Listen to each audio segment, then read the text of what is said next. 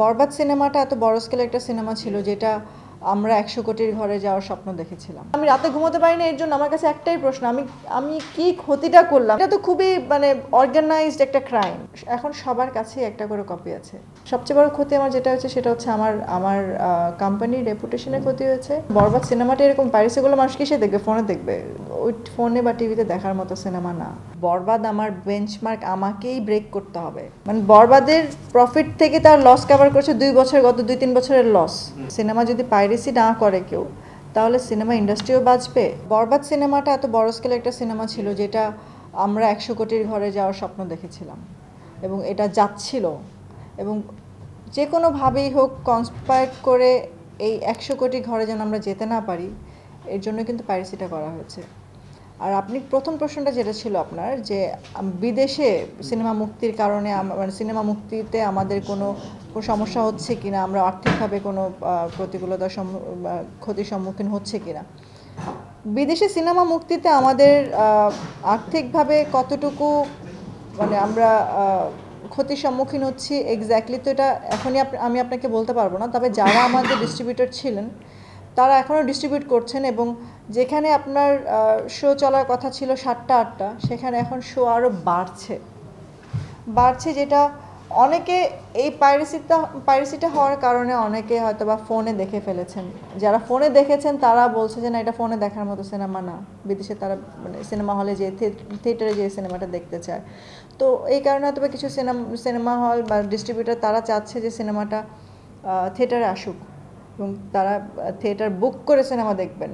এমন অনেক আমাকে কানাডা থেকে, ইউএস থেকে, ইটালি থেকে, জার্মান থেকে, এরকম অনেকগুলো কান্ট্রি থেকে আমাকে বলেছে তারা সিনেমা থিয়েটার বুক করে দেখতে চায়।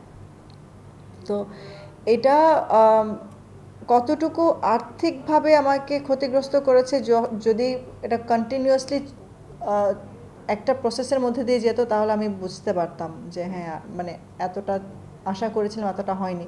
কিন্তু এখন তো ডিস্ট্রিবিউটার ছাড়াও পার্সোনালিও অনেকে নক করছেন, পার্সোনালি অনেকে চাচ্ছেন যে সিনেমাটা থিয়েটারে চলুক, পার্সোনাল স্ক্রিনিং করাতে চাচ্ছেন তারা। তো এটা এটা আমাদের জন্য অ্যাচিভমেন্ট। আর্থিকভাবে ক্ষতি তো আমার আসলে এটা তো টাইমের উপর ডিপেন্ড করে যে আরও কতটুকু চললে ভালো হতো। কিন্তু এখন তো অনেক জায়গায় চলছে এবং চলবে। আর বরবাদকে আসলে পাইরেসি যতই করুক না কেন, যত কিছুই হোক না কেন, বরবাদ সিনেমাটা এরকম পাইরেসিগুলো মানুষ কিসে দেখবে? ফোনে দেখবে, আপনার টিভিতে দেখবে। বাট ওটা তো আসলে ওই ফোনে বা টিভিতে দেখার মতো সিনেমা না। আর এখানে আর্থিক ক্ষতির চাইতে সবচেয়ে বড় যে ক্ষতিটা আমার, আর্থিক ক্ষতি তো আমি এখন বলতেই পারবো না কতটুকু হচ্ছে, বাট সবচেয়ে বড় ক্ষতি আমার যেটা হচ্ছে সেটা হচ্ছে আমার কোম্পানির রেপুটেশনের ক্ষতি হয়েছে। এটা আমার পার্সোনাল রেপুটেশনের ক্ষতি হয়েছে, এবং আমার মেন্টাল হেলথের ক্ষতি হয়েছে, যেটা আমি গত কয়েক রাত ধরে আমি এখন পর্যন্ত ঠিকমতো ঘুমোতে পারি না, যে কি হচ্ছে আর কোথায় কোথায় যাচ্ছে। কারণ এটা এমনভাবে ফাইলটা স্প্রেড করা হয়েছে যে এখন সবার কাছেই একটা করে কপি আছে। আপনি এক জায়গা থেকে এক জায়গায় ব্লক করবেন, সে আরেক জায়গা থেকে আপলোড করবে। এটা পসিবলই না। এটা এইভাবে করেই ছড়াচ্ছে, কারণ এটা গুগল ড্রাইভে আপনার হচ্ছে, ডাউনলোড করে আপনি অফলাইনেও দেখতে পাচ্ছেন। তো এটা তো খুবই অর্গানাইজড একটা ক্রাইম। তো এই অর্গানাইজড ক্রাইমটা আমার কাছে আমি রাতে ঘুমোতে পারিনি, এর জন্য আমার কাছে একটাই প্রশ্ন, আমি কি ক্ষতিটা করলাম এত ভালো একটা সিনেমা বানিয়ে, যে এইভাবে করে কনস্পিরেশনের এভাবে করে আমার উপর কনস্পায়ার করে এই কাজটা করলো আমার সাথে সবাই কেন? তা আমি তো বললামই কিছুক্ষণ আগে যে আমি সিনেমা তৈরি করছি, এবং বরবাদ আমার বেঞ্চমার্ক আমাকেই ব্রেক করতে হবে। তো আমার এই অল্প সিনেমা হল দিয়েই শুরু করতে, অল্প সিনেমা হলের সাথেই কাজ করতে হবে আমাকে। যারা আছেন ইন্টারন্যাশনাল মার্কেটে, যারা আছেন প্রবাসী বাঙালি যারা, তাদের জন্যই, এই স্পেসিফিক অ্যামাউন্ট অফ পিপলের জন্যই আমাকে সিনেমা বানাতে হবে। বাংলাদেশে হল কম, বাট বাংলাদেশের সিনেমা হল বাড়বে।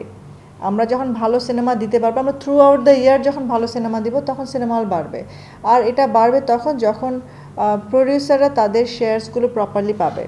এবং এটা নিয়ে আমরাও অনেক গোল টেবিল বৈঠক করছি প্রডিউসাররা বা আমরা এফডিসির সাথে, যে এটা আসলে কী করে। কারণ এখন যে সিস্টেম আছে, সিস্টেমের বাইরে গিয়ে কাজ করতে হবে আমাদেরকে, সিস্টেমটা আমাদেরকে বাইরে গিয়ে না, আমাদের সিস্টেমটাকে চেঞ্জ করতে হবে। তাহলে সিনেমা সবাই বানাবে, আমরা সবাই ভালো সিনেমা বানাতে চাই।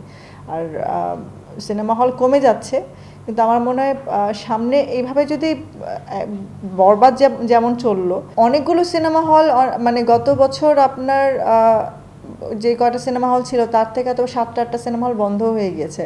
বাট তারা ডিসিশন নিয়েছিল গত 9 মাস আগে যে সিনেমা হল খুলবে না। বাট বরবাদের জন্য তারা সিনেমা হল খুলে, সিঙ্গেল স্ক্রিনগুলো খুলে বরবাদ চালিয়েছে। এবং তারা যেই এটাকে কি বলে, তারা যে লসের মধ্যে ছিল গত 2 বছরে, সেই লসটা কভার করে বরবাদ থেকেই তারা প্রফিট বানিয়েছে। মানে বরবাদের প্রফিট থেকে তারা লস কভার করেছে 2 বছর, গত 2-3 বছরের লস। তাহলে বরবাদ কতটা ভালো চলেছে তাদের জন্য। তো তারা তো সিনেমা হল বরবাদের মতো করে যদি রিলায়েন্স প্রোডাকশন যদি আরও কোনো সিনেমা দিতে পারে, তারা ডেফিনেটলি সিনেমা হল বাড়বে, মানুষ সাহস করে সিনেমা হলগুলো খুলবে।